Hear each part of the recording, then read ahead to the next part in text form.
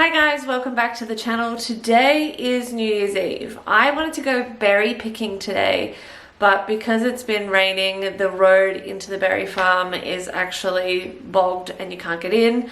Plus, I don't know in what world I thought I would have time to go today. I think it was just that this week has been so chaotic that every day I've been trying to get to the berry farm and we haven't, which is also why we haven't been releasing videos as often. This is a New Year's Eve vlog, and theoretically, sorry, I am very tired.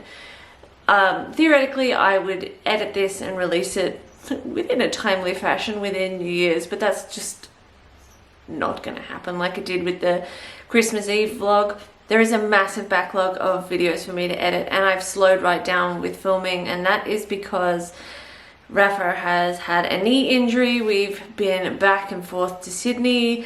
We've seen orthopedic surgeons, and you know, he was going to have arthroscopies and things like that, so I've been prepping for that.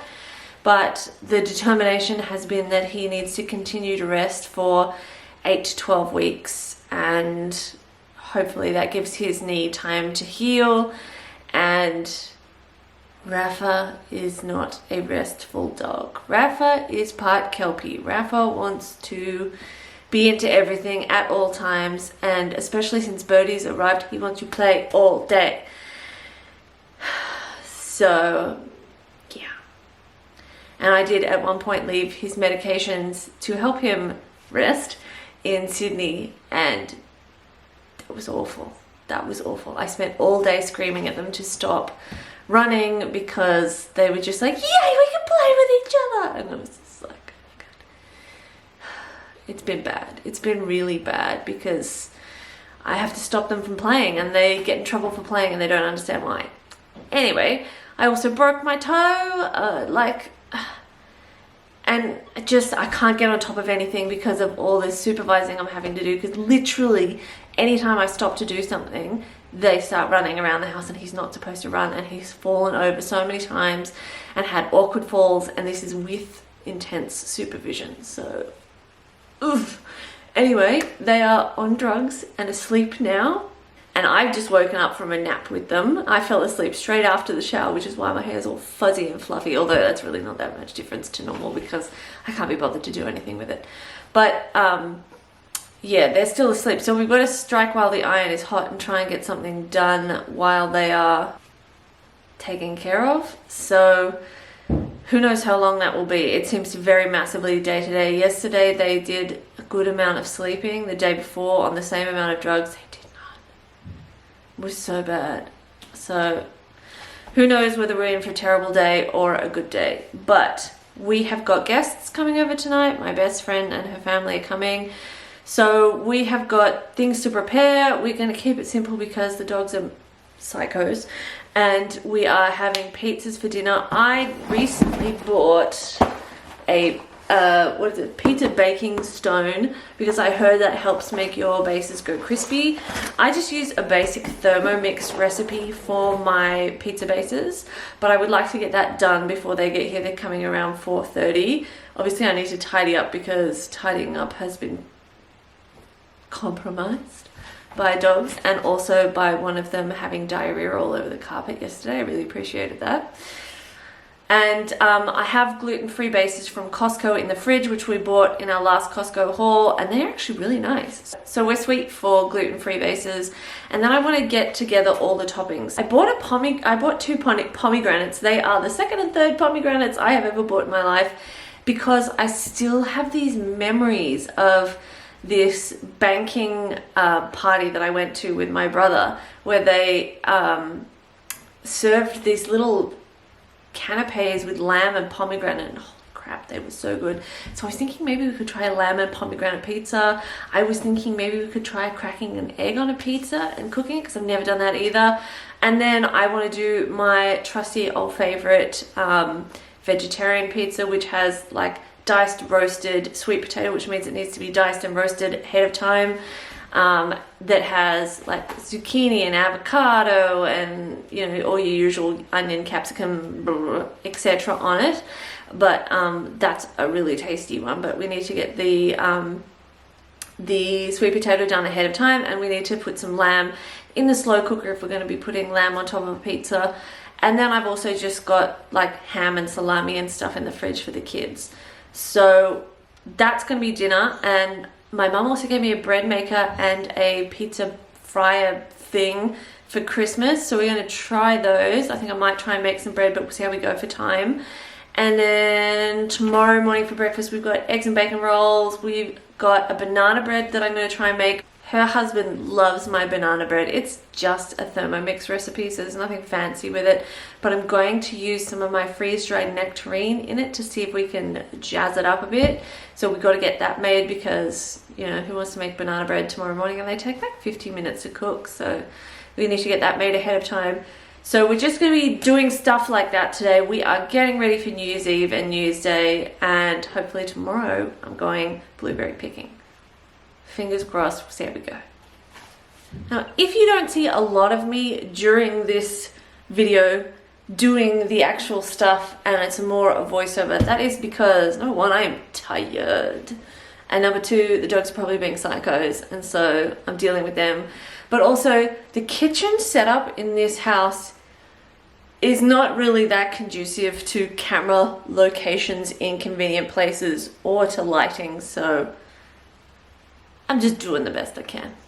So the first thing I'm going to do is get the sweet potatoes diced and ready so that I can then get the banana bread ready and they can both go into the oven at the same time. This house is very inefficient with gas, so I try to, use the oven to its maximum effect, essentially, and try to batch make meals and make things as friendly to reheating as possible. I've just been through so much, like 3 times more gas in a 12-month period at this house than in the last house. So all this will be diced up and placed on top of the pizzas, and then obviously you've got the cheese on top to contain everything. So what I do with the sweet potatoes is I don't roast them all the way. I roast them so they're about 15 to 20 minutes shy of being done so that they finish up on the pizza. All of this I'm going to put in the compost to continue to make my garden nice and happy. I haven't been out in the garden in forever because every time I go out the dogs go psycho. And I know I'm making them sound like untrained menaces, and sometimes I feel like they are. But I mean, Birdie's only been with us for 8 weeks. We are her 6th home in 13 months. Rafa wants to play all the time, and they don't understand why they're not allowed to play, because previously that was lovely to see and I would just let them muck around with each other all day. But also they're like 14 months old now. They're only 15 months old, whatever. They're young dogs. So they don't understand why they have to have forced quiet time. But I believe me, I am trying with the training. I try really hard. Sometimes they just won't sleep even though they've done multiple puzzle sessions, multiple walks. They've been down to the beach for a walk and a sniff, and we've done multiple training sessions. So, you know, some days I'm really honestly just spending the entire day babysitting them. The other thing I forgot to mention that we are hopefully going to make, depends on time. I was going to do more yesterday, but because they were so well behaved, I went to bed early. Although that didn't work out in my favor when Birdie broke up at like 4, is a Nigella Christmas cake. I've made it like a long time ago. The first one I made was beautiful and perfect, and I was so amazed that it came out of this complicated cake pan. And the second time I made it, it was a disaster, and it overflowed all over the oven, and it tasted like crap, and it wouldn't come out of the pan. So we will see which way it goes today. One of my favorite things about building up my garden has been that I've been able to use the garden in moments like these when people come over to duck out and grab a few things that could put together a nice salad or to cook fresh produce, and it just tastes so much better. So today, to get a salad going, I plucked a few lettuce leaves. I cannot believe how quickly this lettuce is going to seed. I don't know if that is just what lettuce does. It just goes to seed really rapidly, or if it's because of our stupid cold summer that has the odd hot day mixed in. I've never grown lettuce before. This is my first year with a proper garden, so I mean, either way, to be honest, I'm pretty impressed with how quickly the lettuce grows. So we got a full bowl full of lettuce, and then I went foraging through the rest of the garden to find some other goodies for dinner.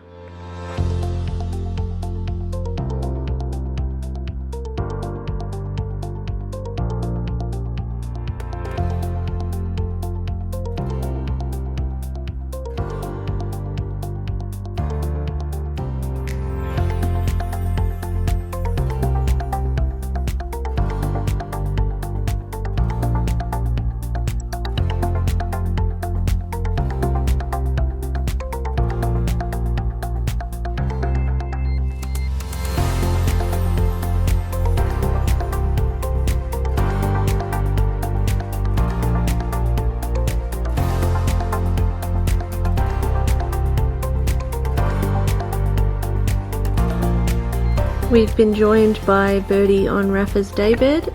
If we have time, I would like to clean out this area so we can have dinner out here with the sea breeze and sea view. But for right now, Birdie's the one who's getting to enjoy it.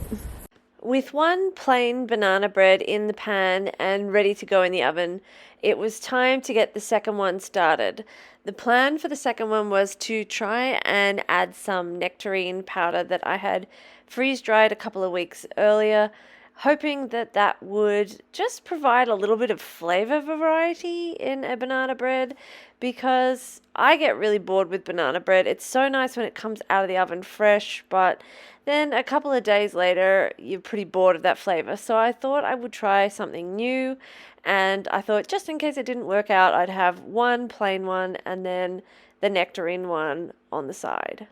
I don't know where we were up to because the video card just dropped out, but I'm going to add the nectarine powder. And based on what I learned from Ruby Tuesday's birthday cake, to get some of the taste through against the overpoweringness of a banana, I'm going to put, I reckon, the equivalent of 3 tablespoons of powder in, or close to, which means I'm going to need to put in a decent amount of extra milk.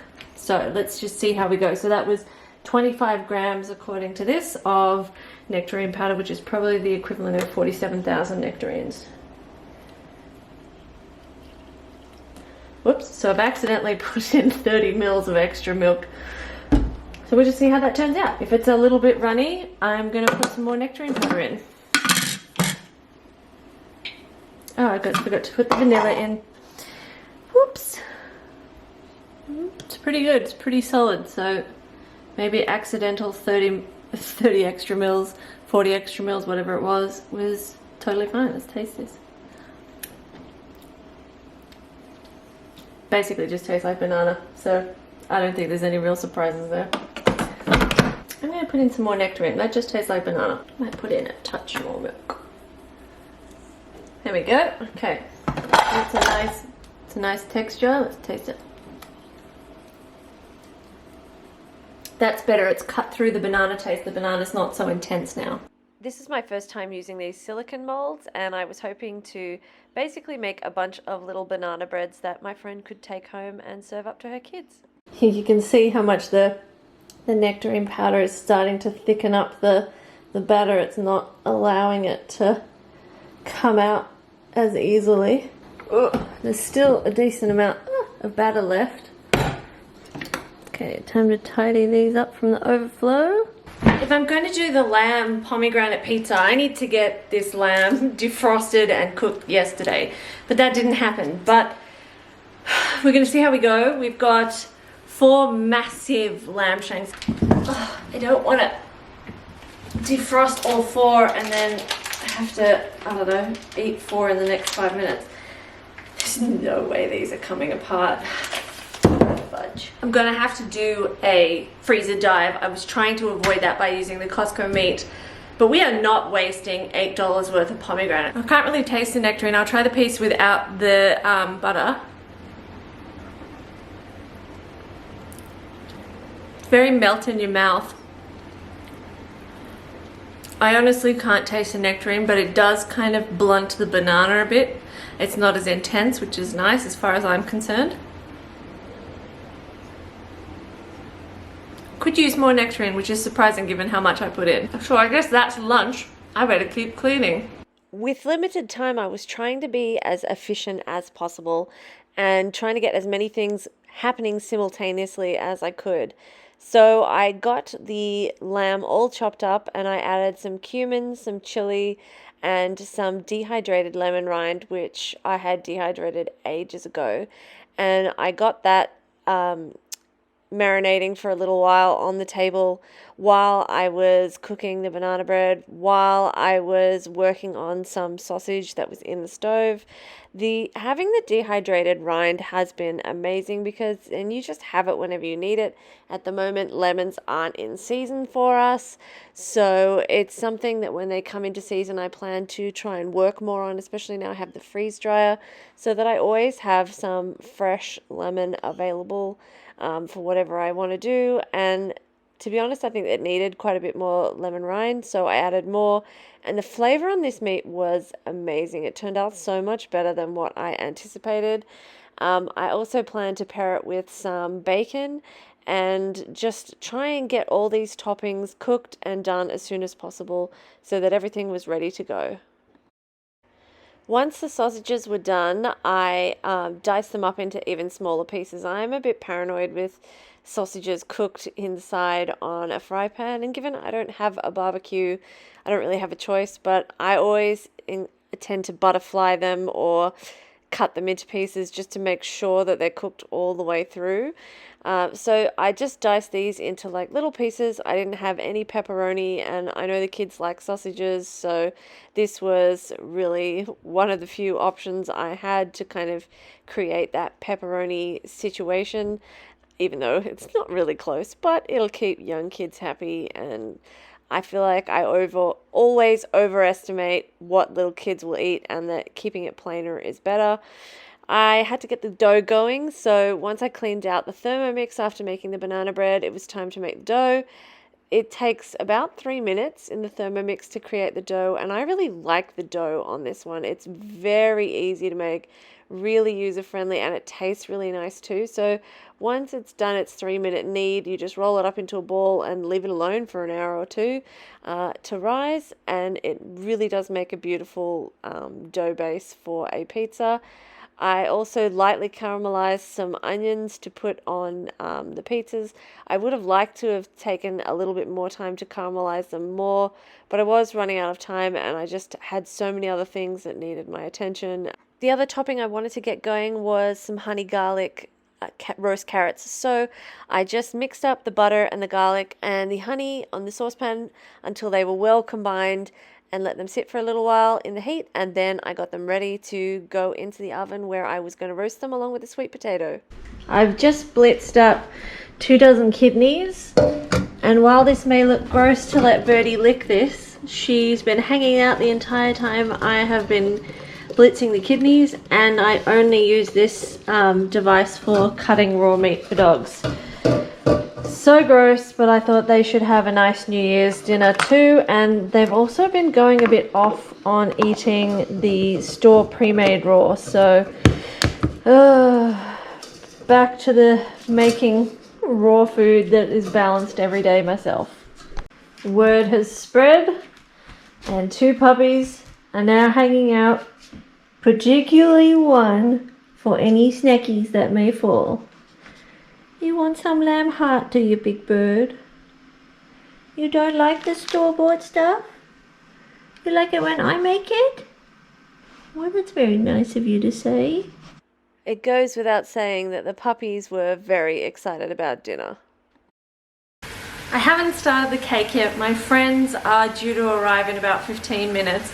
I haven't taken the dogs for a walk, so the timing is a little bit out. And I forgot to put the lamb on the stove, but it's on the stove now. As you can hear, the puppies are rumbling, which they're not supposed to be, but we've got 3 dough balls rising, which is going to turn into 6 pizzas, which should be more than enough for 6 people. So pretty much everything just needs to be put together, and then I decide whether I'm going to cook this cake or not. but I will show you little snippets as everyone arrives of the food that we end up creating, and we're pretty much going to wrap it up here. I hope that you guys have enjoyed hanging out with us. I hope that you guys have a wonderful New Year's Eve, or that you had a wonderful New Year's Eve 3 weeks ago by the time you see this this video. And I hope that 2023 is kinder to you than 2022. Thanks for watching. The first pizza had a basic vegetable base of capsicum and onion, as well as some salami and some sausage. And this was a crowd pleaser. This was such a tasty pizza. Next, we had a basic margarita style pizza with homegrown basil, homegrown tomatoes, and a bit of cheese. And again, super tasty because these bases are so nice. And we cooked them in the new air fryer. This is my favorite vegetarian pizza. The roast carrots and sweet potatoes are underneath the zucchini, along with tomato, capsicum, and onion.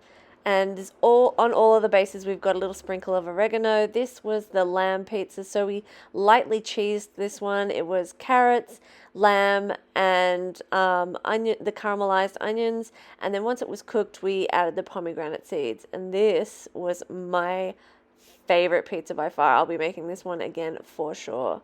We also topped this one with a little bit of hummus. It was just such a nice pizza. Really, you guys should totally try this one.